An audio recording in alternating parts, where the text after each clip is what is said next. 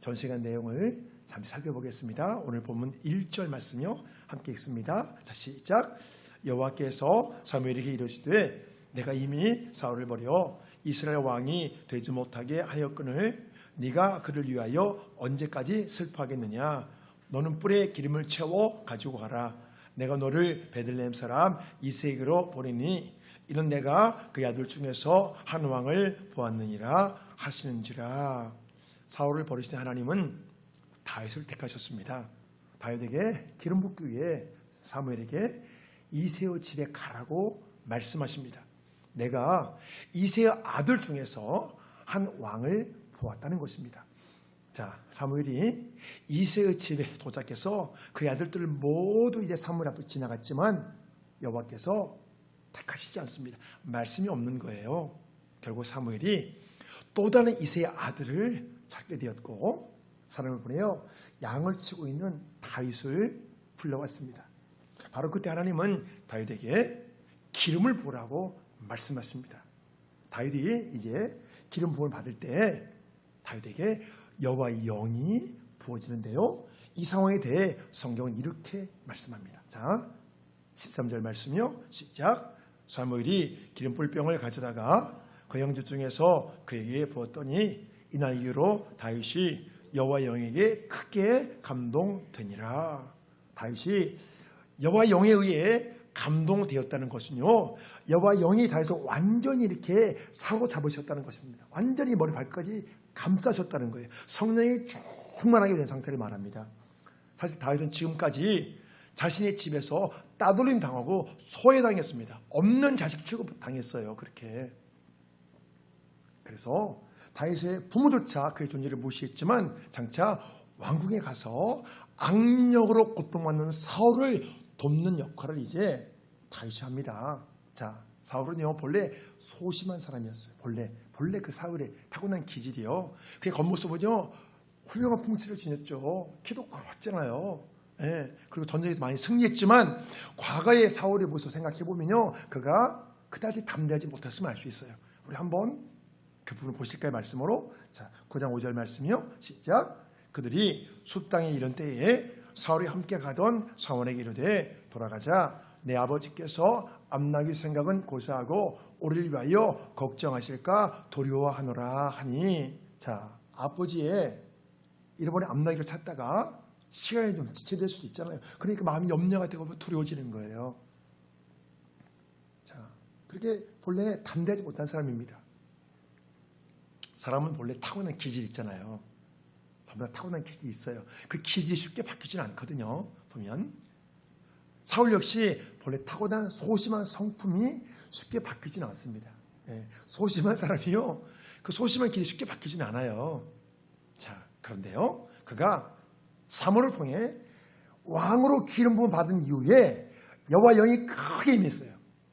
다윗과 같이. 예, 사울 여호와 영이 크게 임했습니다. 자, 그가 소심한 것은 왕으로서 약점이죠. 그렇지만 이 약점이 하나님의 영을 통해 보완되었습니다. 소심하지만 하나님의 영이 부어지니까 담대한 사람이 되는 거예요.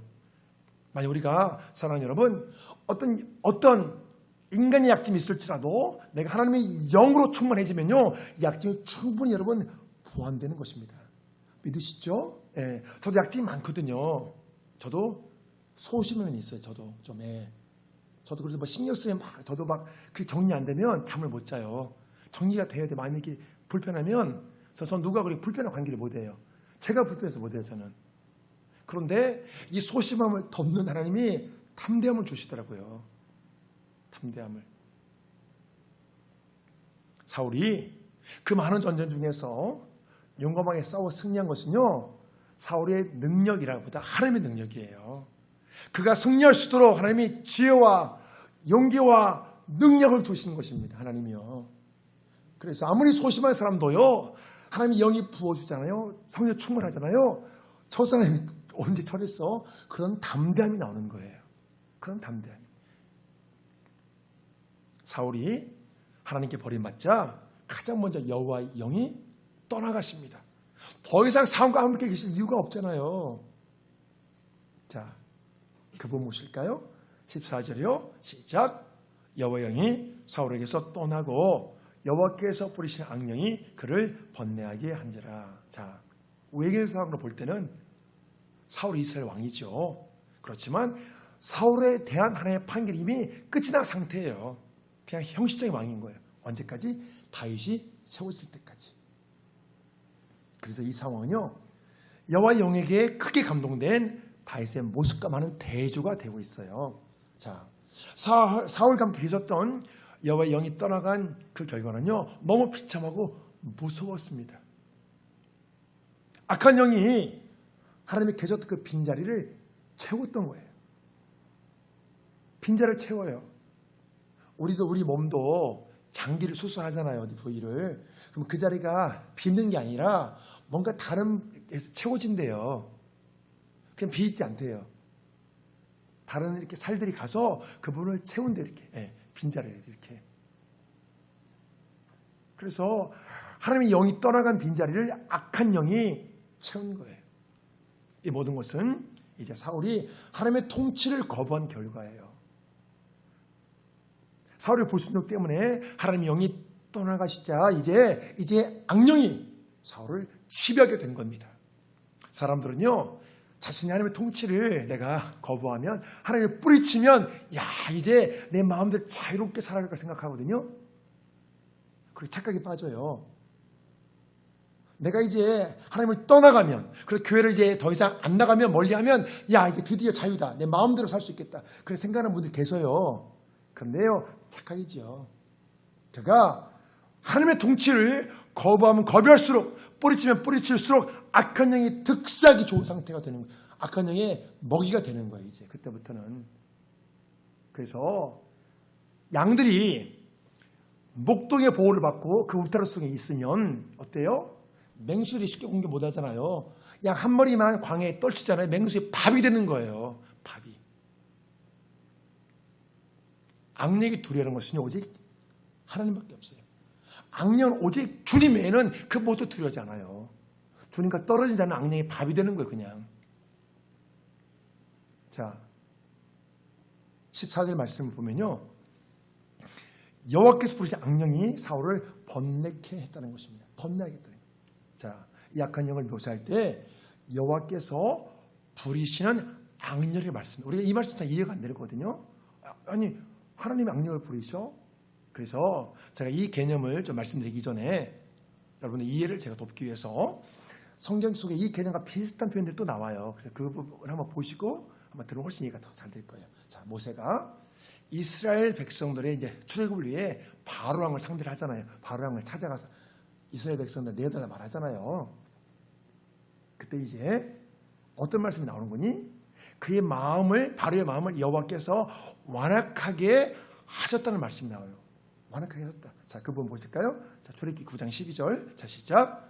그러나 여호와께서 바로의 마음을 완악하게 하셨으므로 그들의 말을 듣지 아니하였으니 여호와께서 모세에게 말씀하신 것 같더라. 아니, 여러 번 모세가 말하잖아요. 자, 첫 번째 재앙, 두 번째 피재앙, 개구리 재앙, 막 이렇게 이 재앙 나오거든요. 그렇게 하고도 이제 말을 듣지 않는데, 그 상황에 대해 여호와께서 바로의 마음을 완악하게 했다. 그럼 뭐지 이게? 아니, 완악하게 해놓고 모세한테 보내고 뭐지 이게? 그렇게 오해하는 분들이 계세요. 자, 보세요. 물론 이제 하나님의 능력으로 바로의 마음을 하나님께서 돌려놓을 수가 있죠. 그렇지만 이 상황은요, 여호와께서 바로의 마음을 그대로 내버려 두셨다는 거예요. 완악하게. 그러니까 내버려 뒀다는, 그 표현을 완악하게 하셨다 이렇게 표현하는 거예요. 왜? 하나님이 마음대로 하실 수 있잖아요. 하나님 돌릴 수 있거든요. 그렇지만 하나님 그대로 그냥 놓아뒀다는 거예요. 그래서 완악하게 하셨다. 그게 모든 게 하나님 손에 달려있지만 하나님께서 놓아두시고 완악하게 하셨다. 그렇게 표현하는 거예요. 그게. 왜? 하나님께 사실을 할 수 있으니까. 하나님 주권에 있으니까. 그런데 왜 놓아두셨죠? 하나님은 대부분 다 사람의 자유의지를 통해 역사해요. 특별한 경우 아니면 하나님 마음을 돌리시지 않아요. 하나님 특별한 경우는 마음을 돌려요. 그리고 역사하십니다. 그래서 자유의지를 하나님께서 떠나서 마음을 돌려서 하실 때 있어요. 하나님께서 특별한 거예요. 하나님 강권적. 그건 하나님 특별한 경우예요. 대부분의 경우는 그 사람이 스스로 알아서 하도록, 그렇게 하십니다. 그래서 우리의 구원 문제도 그렇잖아요. 하나님 끝까지 기다리시잖아요. 하나님이. 그래서 바로의 마음이 완악해지도록 방치한 결과는 재앙이에요. 재앙. 그의 마음이 완악해지도록 방치한 것이 바로에 대한 심판이었습니다. 그게 심판인 거예요. 그게. 악인들을 방치한 게 심판인 거예요. 악인들을 방치한 게. 우리가 볼 때 악인들이 득살인 같잖아요. 악인들을 그대로 놓아두는 것이 여러분 그게 심판인 거예요. 그게. 결국 바로의 장자를 비롯해서 애굽의 모든 장자가 죽는 10번째 재앙 이후에 이스라엘 백성들을 바로가 내보내 준 겁니다. 심판당하고. 마찬가지로 오늘 성경 본문에서 여호와께서 부르신 악령이라는 표현은요, 악령이 사울을 괴롭히는 것을 방치하셨다는 것입니다. 방치했다. 능동적 하나님이 악령을 부르신다는 것이 아니라 악령이 사울을 괴롭히는 것을 막지 않고 그냥 놓아두셨다는 거예요. 놓아주셨다. 하나님의 자녀들 하나님 막아주시죠. 당연히. 사울이 그동안 하나님의 뜻을 무시하고 불순종했기에 이제 사울에게 개입하시지 않는다는 것입니다. 이게 얼마나 여러분 무서운 거예요. 이게. 악령이 밥이 되는 거예요. 우리가 이 공동체 속에 있는 거하고요, 떠나는 거 완전히 달라요. 밥이 되는 거예요. 밥이. 본인은 모르죠. 그 사실을. 영적으로 보면 그래요. 지금 사울이 악령에 의해 고통받는 것 자체가 스스로 심판을 당한 것입니다. 바로 이것이 사울이 버림받은 결과입니다. 물론 이 악령은 하나님의 통제 아래 있어요. 악령 활동조차 하나님의 주권 아래 있다는 것입니다. 하나님이.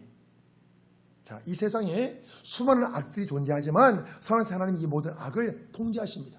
하나님이 통제하시기에 우리에게 살 수 있습니다. 하나님 통제하지 않으면 어떻게 살아요? 하나님 바닷물을 통제하지 않으면 어떻게 우리 살아요? 엄청나게 한번 이렇게 해일도 일어나고 쓰나미가 오잖아요. 하나님 통제하지 않으면 우리가 살 수가 없습니다. 하나님 통제하시니까 사는 거예요. 통제하시니까. 선하신 하나님이 왜 악을 방치하냐며 때로 시험에 빠질 때도 있습니다. 시험에 빠질 때 있죠, 우리가.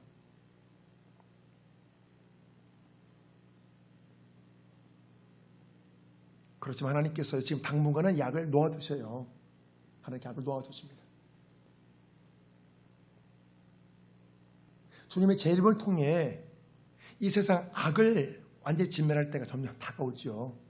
그렇지만 하나님이 지금은 악을 놓아두십니다. 근데 우리는 왜 하나님이 악을 방치하시냐고 시험에 빠질 때가 있어요. 심지어 어떤 사람들은 하나님이 계시면 이렇게 악이 득세할 수 있느냐 이렇게 하는 사람들도 꽤나 있습니다. 하나님이 계시면 어떻게 저럴 수가 있느냐. 그건 하나님의 깊은 속을 이해하지 못해서 그렇죠. 하나님께서 악이 득세할 때는 바로 심판하잖아요. 그러면 어떤 일이 벌어질까요? 내가 처형 1호가 되는 거예요. 하나님 그렇게 하신다면 내가 처형 1호가 된다니까요. 하나님이 보실 때는 저 사람이 그렇게 악하지만 세상이 악하지만 하나님이 보실 때는 내가 다 악할 수 있거든요. 또 우리가 내가 몰라서 그렇지 나에 대해서 하나님께서 우선은 하나님께서 어느 정도 허용하십니다. 하나님께서 놓아두셔요. 그래서 우리가 때로 그렇습니다. 왜 이렇게 악한 것 때문에 왜 이렇게 득세할 때마다 우리가 시험에 들고 힘들 때 우리가 그때 시험 당하기보다 우리가요 주님의 재림을 더욱 사모하는 것이 더 현명한 자세입니다. 주님의 재림을. 이 땅의 삶은 모두 불완전하지만 주님의 재림 위에 비로소 그토록 소망했던 완전한 삶이 펼쳐지기 때문이에요.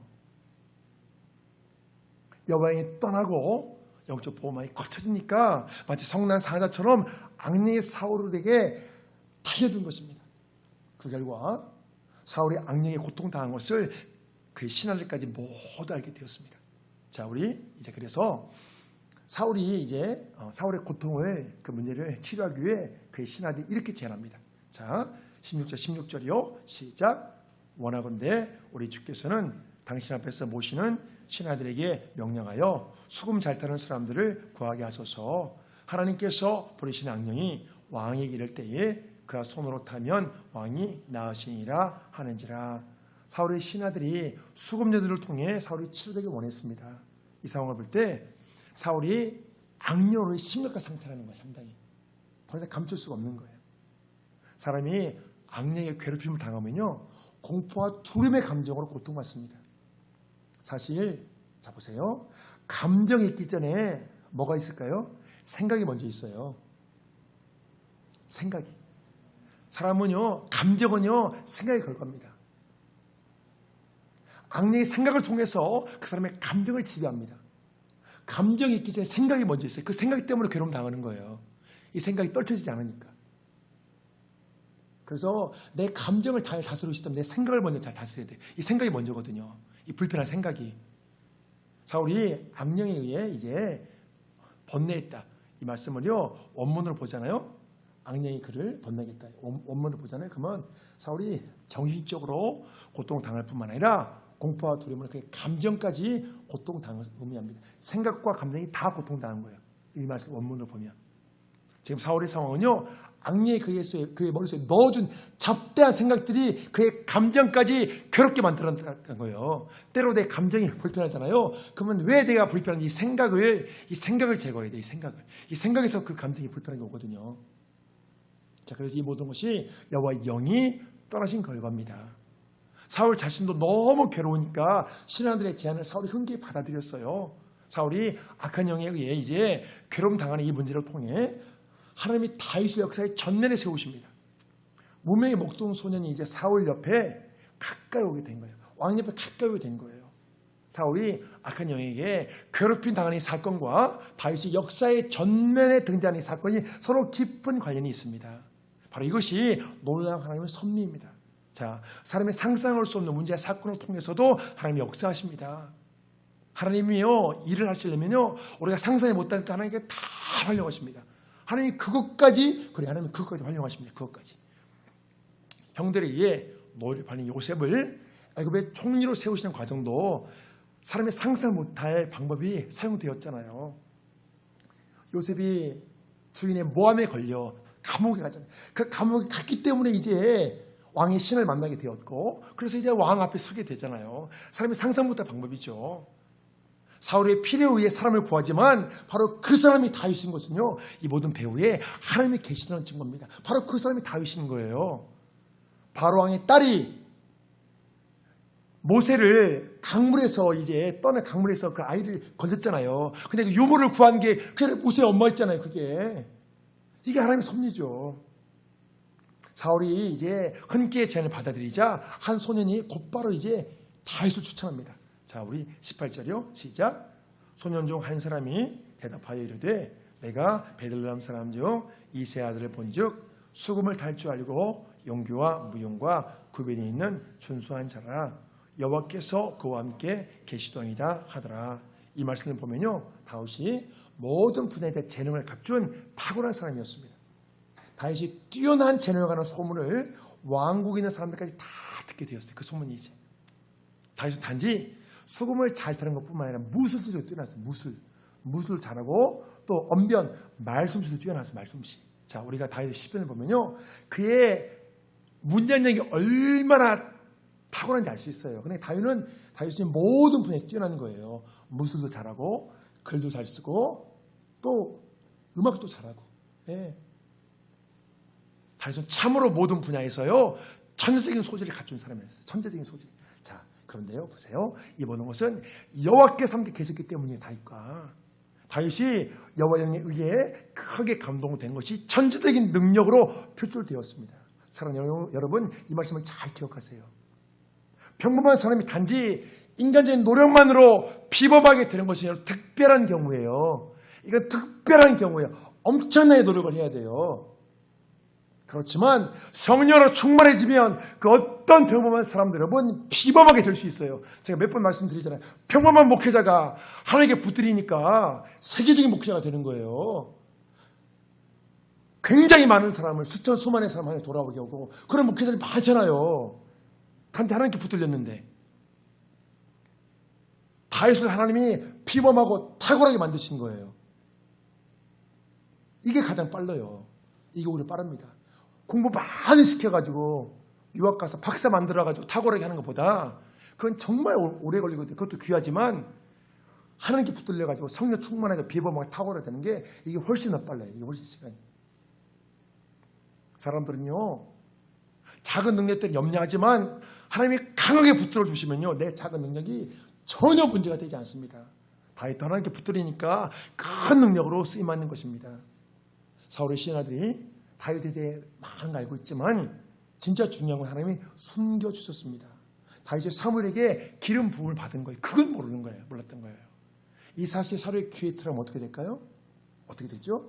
다윗이 죽임당할 수도 있어요. 그런데 이 사실을 숨겨놓은 채 그 외에 다른 건 다 하나님이 소문을 내주시는 거예요. 하나님 하시는 거예요. 하나님이 감추고 소문낼 거 소문내고. 사울이 전령들을 이세에 보내요. 다윗을 내게로 보내라고 말합니다. 사울의 명령에 이세도 순종하고 다윗도 이제 순종합니다. 사실 다윗은요, 자신의 위치를 만들기 위해 삶의 수단 방법을 취한 적이 없어요. 어떤 것도 한 것이 없어요. 인간적으로 자기가 뜨려고 노력한 게 아무것도 없어요. 다윗은요. 다윗이 기름 부음 받은 이후에도 목재 생활을 계속했습니다. 그 의미가 뭔지를 알지요. 다윗은 사무엘에 와서 자기 기름 부은 의미가 다윗이 뭔지 알죠. 그 의미가. 그렇지만 똑같이 그렇게 생활했습니다. 또 왕궁에 가게 된 이후에도 그의 집을 오가며 자신의 집 오가며 양들을 계속 돌봤습니다. 다윗이 한 것은요, 하나 일했으면 순종하는 거예요. 사울이 자신을 부르니까 그 부르심에 순종했습니다. 사울의 부르심이 결국 하나님의 부르심인 거예요. 다윗은 사무엘 기름 부음 붓고 그 뒤에 자신이 뜨려고 한 것이 아무것도 없어요. 근데 하나님께서 역사하셔서 사울이 다윗을 부르는 거예요. 왕궁으로. 다윗이 왕궁으로 가게 된 것은요, 사울을 섬기기 위해서입니다. 사랑하는 여러분 보세요. 새롭게 선택된 왕이 버려진 왕을 섬기기 위해 왕궁에 들어간 거예요. 상상이 되십니까? 새롭게 선택된 왕이 버려진 왕을. 자, 우리 21절 보실까요? 시작. 다윗이 사울에게 이르러 그 앞에 모셔 섬에 사울이 그를 크게 사랑하여 자기의 무기를 들은 자로 삼고 또 사울이 이새에게 사람을 보내어 이르되 원하건대 다윗을 내 앞에 모셔 서게 하라. 그 내게 은총을 얻었느니라 하니라. 사울이 다윗을 자신의 무기 들은 자로 삼았다는 것은요, 뭐를 의미할까요? 그만큼 신뢰했다는 거예요. 그만큼 완전히 호위무사가 된 거죠. 사울의 왕 옆에서. 어떻게 자기 무기를 맡겨요? 신임하지 않으면. 다윗은 절대 신임하지 않고는 왕이 결코 자신의 무기를 맡길 수 없어요. 뒤에서 목 닦으면 어떻게 하려고. 성경에 크게 감동된 다윗은요, 사울에게 큰 사랑을 받았습니다.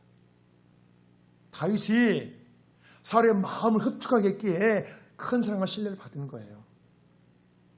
우리가 장차 이제 다윗에 대해 계속 우리가 연구하게 될 거거든요. 공부하고요. 우리가 보세요. 사랑하는 여러분, 현재 주어진 내 위치에서 최선을 다하는 것은 참 귀한 거예요. 최선을 다하는 거.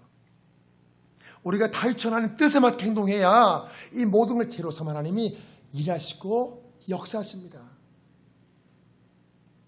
다윗이 사람의 마음에 들게 잘 섬겨야 다윗이 왕국에서 생활을 계속할 수 있잖아요. 그래야 많은 걸 배울 수가 있죠. 왕수 받을 수 있잖아요. 지금 사울이 전혀 눈치채지 못한 상태에서 다윗이 뭐라고 있죠? 왕수업 받고 있어요. 왕수업. 왕실에서 많은 걸 보고 배워야 되잖아요. 사울이 악녀로 고통당할 때 다윗이 수금을 타자 그가 나왔습니다. 자, 23절이요. 시작. 하나님께서 부르신 악령이 사울에게 이를 때에 다윗이 수금을 들고 와서 손으로 탄즉 사울이 상쾌에 낫고 악령이 그에게서 떠나더라. 다윗 연주를 통해 악령이 떠난 것은요, 뭐를 의미하죠? 다윗이 성경에 크게 감동된 사람이기 때문이에요.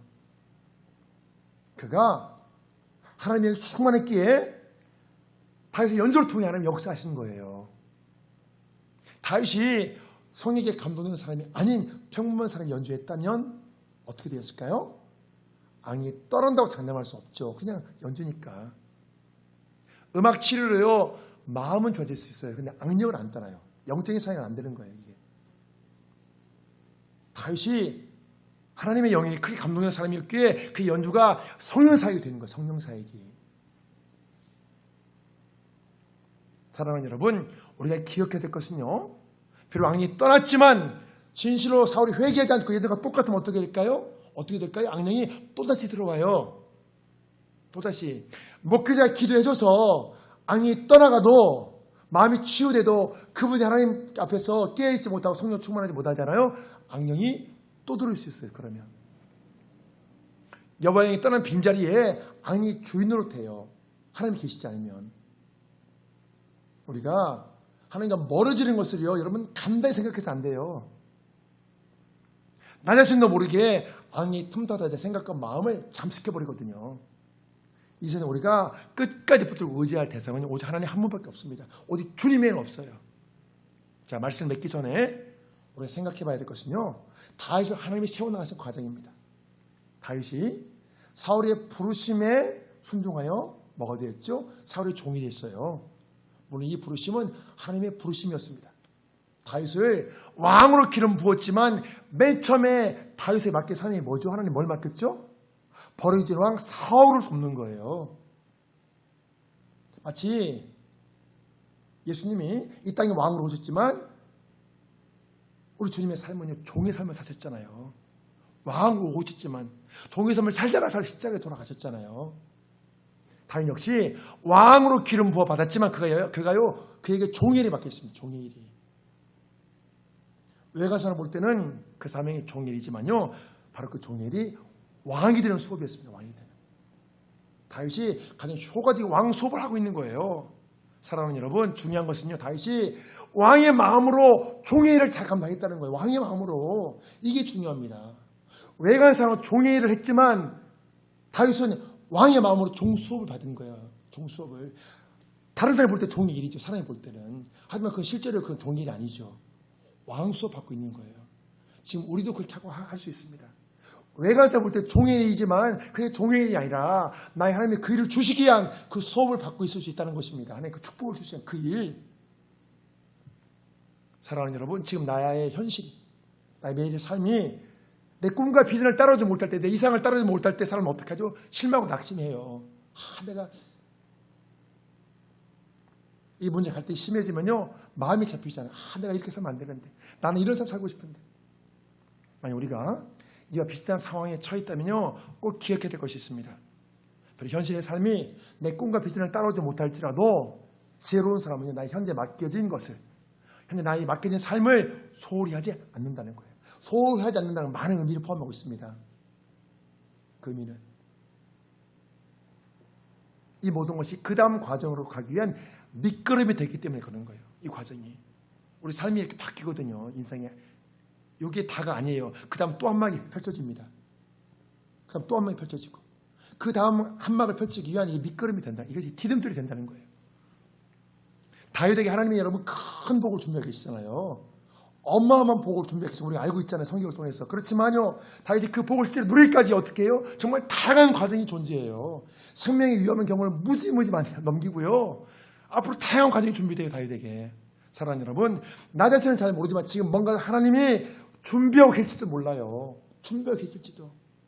항상 하나님은 그 무엇이든 미리 준비해 놓으십니다. 내가 이것을 실제로 누리려면 사랑하는 여러분, 지금 현재 겪는 이 과정을 잘 통과하셔야 돼요. 그래야 그 다음 한 막이 또 펼쳐지거든요. 그래야 또 한 번 펼쳐지고, 비록 내 꿈과 비전보다 현재 더 낮은 곳에 처해질지라도, 내 생각보다 내 삶 현실이 더 힘들지라도 사랑하는 여러분, 다윗처럼 왕의 마음으로 그 자리에 충성하심으로 나를 위해 준비되어진 것을 꼭 누리시길 주 이름으로 축복합니다. 아멘.